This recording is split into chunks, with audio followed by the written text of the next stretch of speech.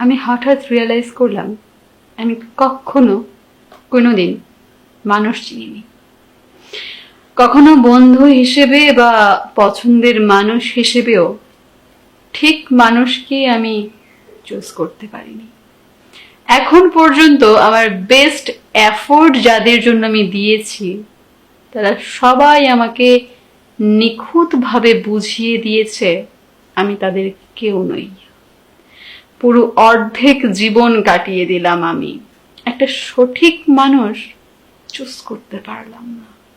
এই ব্যর্থতা তাদের না, এই ব্যর্থতাটা কেবল আমার, শুধুই আমার, যে অর্ধেক জীবন পার করে দেওয়ার পরও আমি আজও একটা ঠিকঠাক মানুষ চুজ করতে পারলাম না।